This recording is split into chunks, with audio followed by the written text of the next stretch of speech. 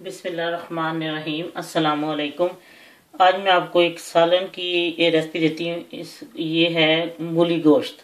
आपको भी सुन के अजीब लगता होगा, लेकिन ये बहुत टेस्टी बनता है। मेरा ख्याल अक्सर घरों में बनता है, तो ये आपको जब आप बनाएंगे तो आपको पता लगेगा कितना ये टेस्टी है। बहुत ही मज़ेदार ये सालन होता है।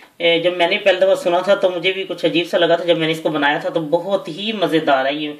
बहुत ही मूली पालक लोग पकाते हैं, लेकिन मूली गोश्त मेरा ख्याल बहुत ही कम लोग पकाते हैं। मैं आपको बताती हूँ इसमें किन किन चीज़ों की जरूरत है।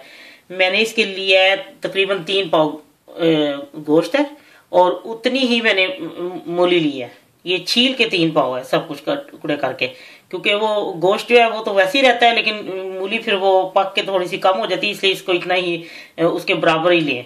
उसके बाद इसके लिए एक मैंने प्याज ली है, और 1/4 चमची मैंने हल्दी ली है, आधी चमची नमक, और आधी ही मिर्च, सुरख मिर्च और क्रश मिर्च है, और ये 4 लहसुन की तुरियां, उसको मैंने आधा आधा काट लिया है। और ये इकरा गरम मसाला है, ये मैंने छोटे साइज का एक टमाटर लिया, और मैंने कौरमा मसाला थोड़ा सा लिया। इससे खुशबू अच्छी आती है और सालन इससे मज़ेदार बनता है अगर आप इसको किसी सालन में डाल लें।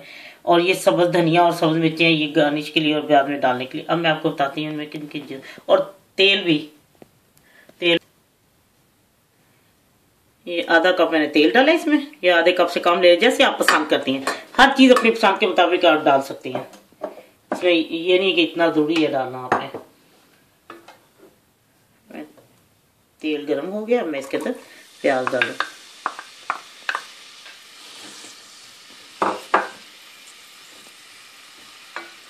ये जैसे फ्राई होता है थोड़ा सा, और साथ ही लहसुन। मैं गोश्त को हमेशा तकरीबन आधा आधा गला लेती हूँ पहले, और जो उसका वो होता है, जिस पानी में इसको गलाया है, उसी की मैं यखनी जो होती है ना, उसी का मैं शोरबा बनाती हूँ। तो ये ज़रा इससे मुझे अच्छा लगता है, और सालन मज़ेदार ज़्यादा बनता है। वो मैंने इसीलिए गोश्त को आधा मतलब तकरीबन आधा ही गला लिया। अब थोड़ी देर लगेगी। अब इसको फ्राई करती हूँ, कि जैसे ही होगा फिर मैं आपको बताती हूँ कि इसमें क्या करना है। ये देखें, अब हल्के से फ्राई हो गए हैं। अब मैं इसके अंदर ये नमक, मिर्चें और हल्दी डाल के तो इसको फ्राई करती हूँ। मैंने गोश्त, मैंने पहले मूली जो खरीदी थी ना, मुझे वो जब छील के मैंने उसको देखा, उसका जितना वजन था मैंने उसके मुताबिक ही गोश्त डाला है। अगर आप ज़्यादा मूली डालना चाहती है तो ज़्यादा डाल लें, ये आप पे डिपेंड करता है। इसीलिए मैंने तो उसके मुताबिक ही लिया है, क्योंकि मैंने कहा फिर वो गोश्त ज़्यादा हो जाता है, मूली फिर कम, वो सालन फिर इससे वो इतना उसका जाए, क्योंकि मूली तो वो पक के उसमें कम ही हो जाना है। ये देखें, अब हो गया फ्राई। ये सुरख मिर्चें और ये सब नमक, मिर्च, हल्दी, उसको मैंने फ्राई कर लिया है। और ये कौरमा मसाला भी डाल के थोड़ा सा फ्राई करूँगी। ये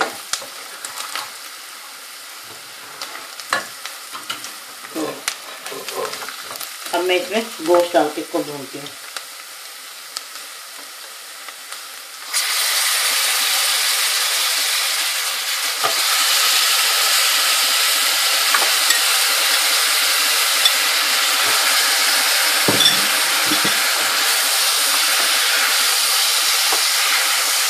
आप इस तरह देख लो, गोश्त को पका, अक्सर लोग पकाते होंगे वैसे। अगर इससे पका के देखें कि पहले इसको आधा गला लिया है, फिर उसके नमक, मिर्ची और सारा कुछ वो डाल के आपने किया, तो देखिए कितना अच्छा बनता है वो। फिर उसी को वो जो है लहसुन प्याज जल्दी फिर हो जाते हैं ना, इसी गोश्त को टाइम लगता है, इससे गोश्त को पहले आधा गला लो, इससे बनता है।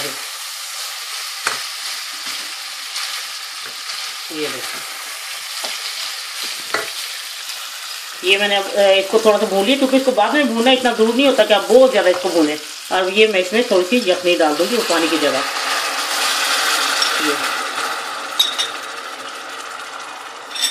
ये अब इसी में गलता है, और इसको मैं आपको दिखाती हूँ। ये 10 मिनट में हो जाएगा, ज़्यादा 15-10 मिनट के अंदर हो जाएगा, क्योंकि तकरीबन काफ़ी सारा गल चुका है ये गोश्त। अभी फिर मैं आपको ये बाद में दिखाती हूँ जब ये गल जाता है।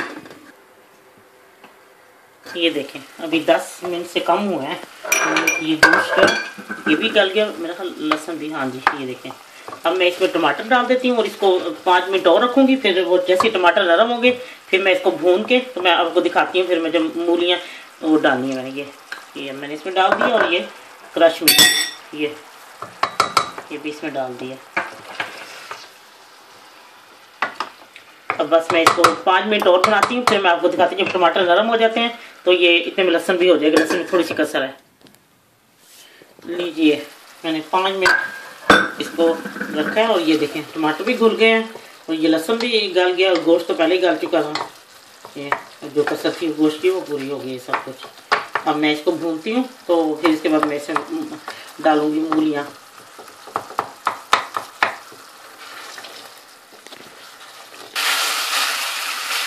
ये देखें गोश्त भून के घी से छोड़ दिया। और इसको बार बार अगर आपने पानी का छींटा भी दे रहा है तो उसमें यखनी का ही डालें। मैंने थोड़ी थोड़ी करके यखनी डालती रही हूँ, साथ साथ भूनती रही हूँ। वो जैसे नीचे से लगना शुरू होता तो आप थोड़ी सी यखनी डालते इसको, पानी नहीं इसमें आप डालें, क्योंकि ये इसका जो यखनी का जायका है ना वो सबसे बेस्ट है कि उसको आप भूनते हैं, वही डालते हैं, पानी की जरूरत है। अच्छा, अब ये मैंने देखें ये मूली के मैंने छोटे छोटे पीस कर लिए, बारीक उसको काट लिया है, ये देखें। और आप इसको इस तरह बारीक काट के इस तरह इसको बीच में डाल के तो अब इसको थोड़ा सा भूनना है। और फिर मैं इसको पकने के लिए ये तो अपना पानी वो छोड़ देती है, लेकिन अगर आपने डालना है कि आपको है कि थोड़ा सा नीचे लाना तो यखनी थोड़ी सी डाल दें। ये जब इसको दम पे रखना है तो इन्होंने अपना ही पानी हल्की आंच पे अपना ही पानी ये छोड़ेंगे मूलियाँ वगैरह ना। ये देखिए मैंने उतनी ही मूली डाली है, लेकिन फिर भी वो देखिए मुझे लग रहा है कि कम हो गई है जैसे, क्योंकि वो जब पकेगी तो आपको पता है कि मूली डाल के वो थोड़ी हो जाती है ना, जैसे शलगम हो गई है, इस तरह की जो चीज़ें होती हैं। देखिए इसीलिए पहले मैंने मूली को तोड़ लिया, उसके मुताबिक फिर मैंने डाला है ना गोश्त भी। मैंने कहा ये ना हो कि फिर मूली बहुत ही कम हो जाए तो फिर रोटी इतनी तेज खाई जाती है।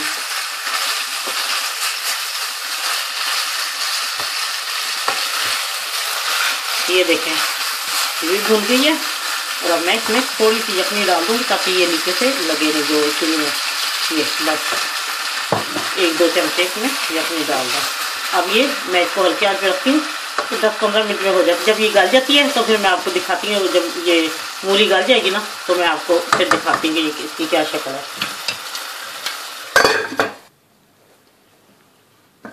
ये देखें मूलियाँ भी गल गई हैं और बेहतरीन। अगर आपने थोड़ी सी ग्रेवी रखनी है तो इसी स्टेज पे इसको उतार लें। और अब मैं सब मिर्ची डाल दूंगी और इसी स्टेज पे इसको उतार लें। अगर आपने इसको भून के उतारना है, बिल्कुल रोस्ट आप खाते हैं तो फिर आप इसको भून लें, लेकिन मुझे इसी स्टेज पे ये अच्छा लगता है कि मैं थोड़ा सी ग्रेवी हमें अच्छी लगती है ना।